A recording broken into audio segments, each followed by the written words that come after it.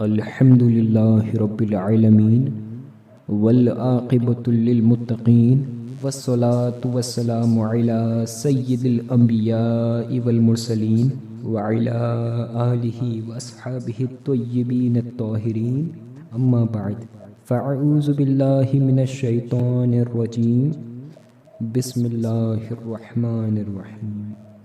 تاج العروس فی اقسام النفوس کا 5واں ویڈیو لے کر حاضر ہیں۔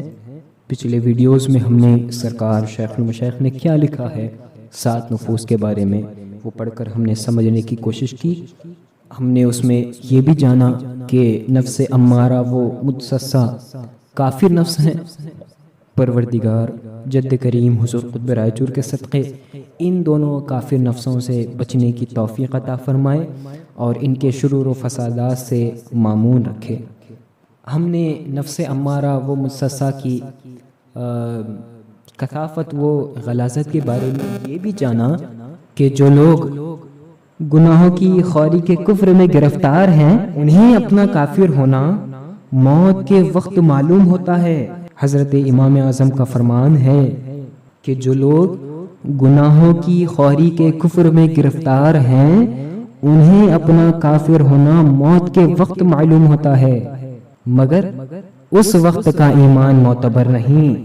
ہم نے یہ بھی جانا کہ 100 شیطان وہ تباہی نہیں لاتے، 100 شیطان وہ تباہی نہیں لاتے جو نفس امارہ وہ متسسہ والا ساتھی لاتا ہے، اور 100 رفیق بد وہ تباہی نہیں لاتے جو 1 گھنٹے میں نفس امارہ وہ متسسہ والے لاتے ہیں۔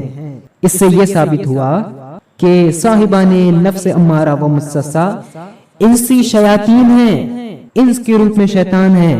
سرکار شیخ المشائخ نے اپنی طبیعت کی بات نہیں بلکہ شمائل الاتقیاء سے ثابت کیا کہ نفس امارہ و متسسہ انسی شیاطین ہیں، ان سے بچو۔ کتابوں میں آیا ہے کہ آپ جس طرح مار سے بچتے ہو یعنی کہ سانپ سے بچتے ہو، اگر آپ کے پیچھے سانپ پڑ جائے تو جس طرح آپ اس سے بچنے کے لیے بھاگتے ہو، اپنا پیچھا چھڑواتے ہو اس سے، اسی طرح نفس امارہ و متسسہ والوں سے پیچھا چھڑاؤ۔ آپ کے پیچھے پڑے ہوئے ہیں، اگر آپ کے پیچھے سانپ پڑ جائے تو کیسے آپ بھاگتے ہو؟ کیونکہ وہ آپ کی جان لے لے گا۔ لیکن یہ بھی تو دیکھو کہ نفس امارہ و متسسہ والے پیچھے پڑے ہوئے ہیں، نفس آپ کے پیچھے ہے، سانپ آپ کی جان لے گا، لیکن یہ نفس امارہ و متسسہ والے جان نہیں بلکہ ایمان لوٹ رہے ہیں، اس کی آپ کو خبر بھی نہیں۔ میرے شیخ سرکار شیخ المشائخ نے فرما دیا کہ اگر ان میں اگر آپ کا کوئی کام نکلوانا ہو تو اسی طرح ان میں جاؤ، ان کو برا مان کے اسی طرح جاؤ جس طرح آپ بیت الخلا میں اپنی ضروریت کے لیے جاتے ہو اور فوراً لوٹ کے آتے ہو، اسی طرح ان میں جاؤ اور کام نکلواؤ اور پھر فوراً لوٹ کے آ جاؤ۔ ان میں بیٹھو نہیں، ان کی محافل میں شریک مت ہونا، ان کے رسومات میں مت جانا کہ یہ ایمان آپ کا لوٹ رہے ہیں، آپ کو خبر بھی نہیں۔ ہم نے پڑھا اس کتاب میں تاج العروس فی اقسام النفوس میں سرکار شیخ المشائخ نے لکھا ہے کہ حضرت امام اعظم ابو حنیفہ کا فرمان ہے کہ جو لوگ گناہوں کی خوری کے کفر میں گرفتار ہیں انہیں اپنا کافر ہونا موت کے وقت معلوم ہوتا ہے، مگر اس وقت کا ایمان معتبر نہیں۔ غور و فکر کرو، آپ ان کی محافل میں شریک ہوتے ہو، آپ ان کے رسومات میں شریک ہوتے ہو، کہیں ان کے ساتھ اٹھنے بیٹھنے میں آپ کا ایمان لٹ تو نہیں گیا؟ خدا را ان سے بچو، اسی میں بھلائی ہے۔ دنیا و آخرت میں اگر بھلائی چاہتے ہو تو نفس امارہ و متسسہ والوں سے بچو۔ رب کریم ہمیں ان انسی شیاطین سے بچنے کی توفیق عطا فرمائے۔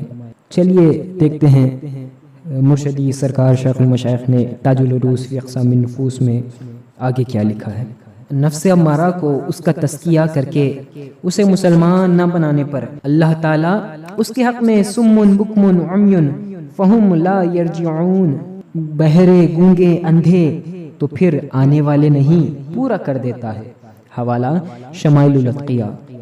اور اس عدم تزکیہ پر مہر لگ جاتی ہے، اور وہ مہر قرآن مجید سے ثابت ہے کہ اللہ نے ان کے دلوں اور کانوں پر مہر کر دی اور ان کی آنکھوں پر گھٹا ٹوپ ہے۔ نفس امارہ کا بزور و مشقت تزکیہ کرنے کو نفس کا مجاہدہ اور اس کی ریاضت کہتے ہیں، اور نفس امارہ والا صرف ظاہری میں اسلام و سنیت کا مدعی ہوتا ہے، اور وہ اپنی امارگی کی وجہ کفری و ارتدادی و بد مذہبی کے عقائد پر ہوتا ہے، اور وہ عبادات میں ان کے احکام میں منکرانہ انحراف کے ساتھ عمل کرتا ہے۔ مقدوم الاعجاز شرح گلشن رازہ میں اس کی شرح میں ہے کہ نفس میں جبلی شرارت و کفر و عصیان ہے، احکام دینی کی مخالفت اور کفر کے بھور میں ڈالنا چاہتا ہے۔ یہ اندرونی دشمن کافر نفس نے مسلمانی صورت میں ہزاروں خلق خدا کو کافر بنا دیا۔